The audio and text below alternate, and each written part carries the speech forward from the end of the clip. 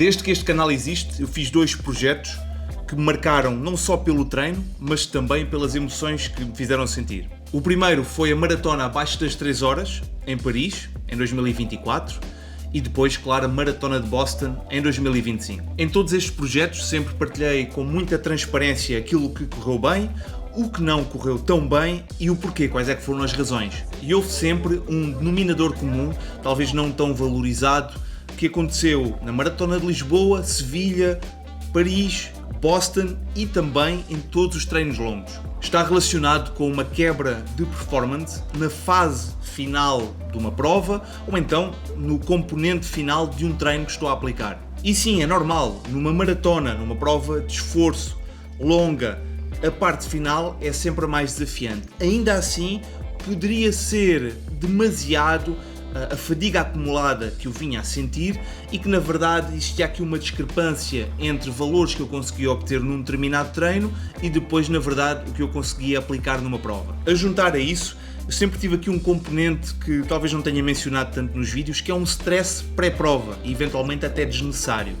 E eu resolvi testar isso mesmo. Para isso, após cerca de 5 semanas da Maratona de Boston, eu apliquei um teste de 42 km numa determinada prova, onde o meu objetivo foi não mencionar tanto que ela ia acontecer, para poder analisar e perceber qual é o impacto que tem cada vez que estou a mencionar e o stress que isso implica. Assim como no treino, nutrição, todos estes componentes são importantes serem treinados e também testarmos para ver o que é que funciona melhor ou não. Portanto, por isso fez sentido testar a gestão do stress neste formato. Contudo, os resultados foram muito semelhantes. E se analisarmos o treino que foi feito, onde temos indicadores positivos e mesmo a nível muscular, ou seja, a resposta que é necessária dar no momento em que estamos a aplicar uma intensidade superior, ela está lá, portanto ela funciona.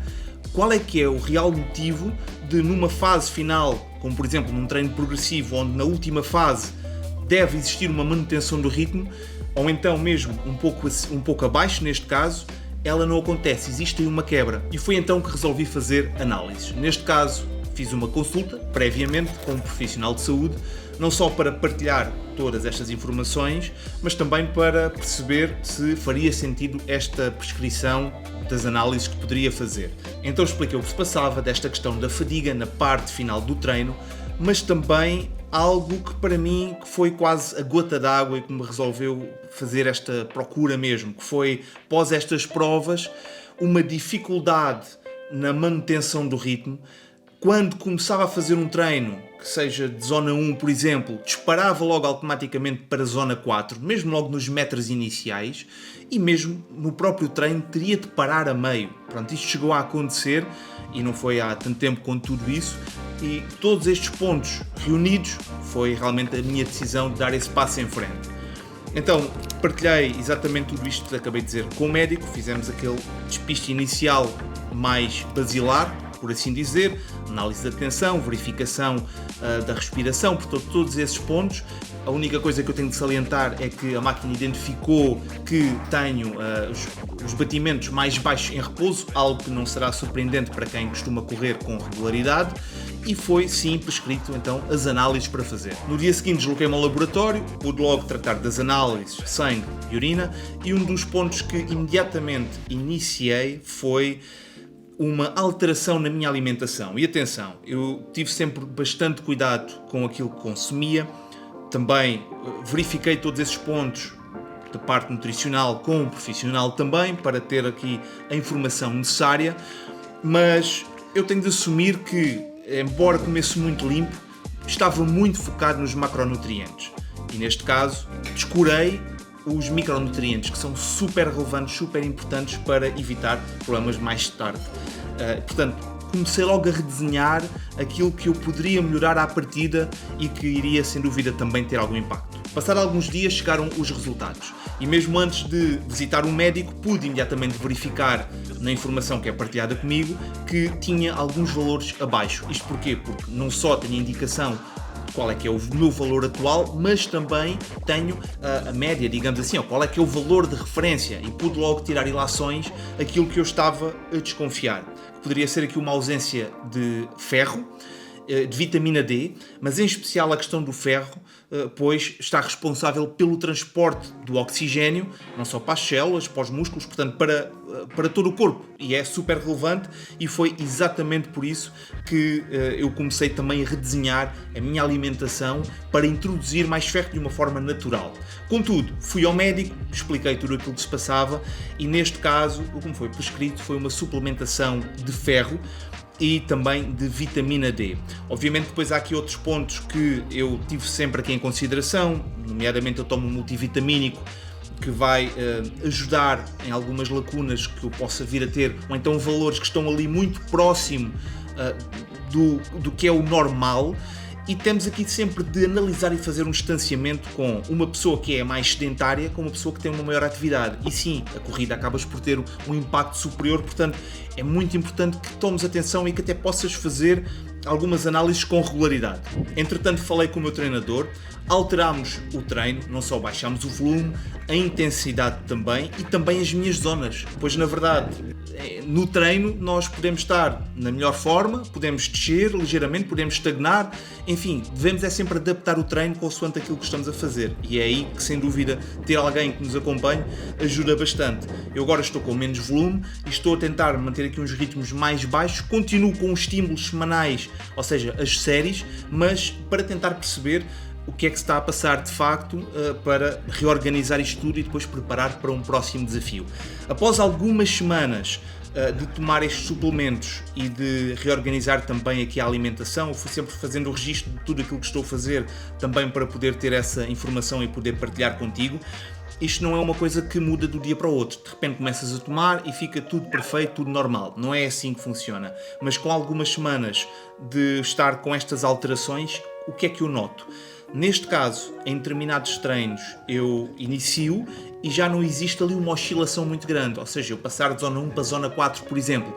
Eu aqui já consigo ter algo mais sólido, garantir que mantenho ali um ritmo mais estável. Eu noto isso perfeitamente nos batimentos cardíacos, e isso aí é um ponto que eu até podia pensar, ok, isto é um efeito placebo em que eu estou a tomar algo e de repente já estou a sentir que estou melhor. Não. Há realmente aqui uma diferença, pois eu consigo verificar os números e aí isso não tem como enganar. Claro que eu por vezes continuo a sentir fadiga, menos, e também menos essa necessidade de eventualmente parar, contudo é algo que se vai construindo ao longo do tempo e que vai melhorando, não é imediato, não é tu tomas algo e de repente melhoras, e isso leva-me para o campo dos suplementos. Eu neste momento, eu vou-te colocar aqui na descrição aqueles que eu estou a tomar e que na verdade me ajudam para este campo, mas também eu tenho que pensar um pouco mais lato naquilo que para o exercício que eu faço, aquilo que faz sentido tomar e que não tem impacto na alimentação, mas fundamentalmente privilegiar os alimentos, ou melhor, os nutrientes que vêm dos próprios alimentos, porque isso aí é basilar, tu teres uma excelente alimentação e tentares reduzir ao mínimo os suplementos que possas tomar, que os uses neste caso para tapar algumas lacunas e para simplificar, pois na verdade para eu tomar 100 mg de ferro, o que eu necessitaria de comer, portanto são esses pontos aqui que temos de analisar e de perceber e adaptar consoante o caso de cada pessoa, e fundamentalmente antes de iniciar algo por nós, tentar procurar um profissional de saúde também para não estarmos a tomar coisas que não façam sentido, ou seja, estamos a tomar algo para tapar uma lacuna que não temos e se calhar estamos a descurar daquela que realmente devíamos estar mais concentrados. Neste momento eu estou em processo de recuperação e vou continuar a tomar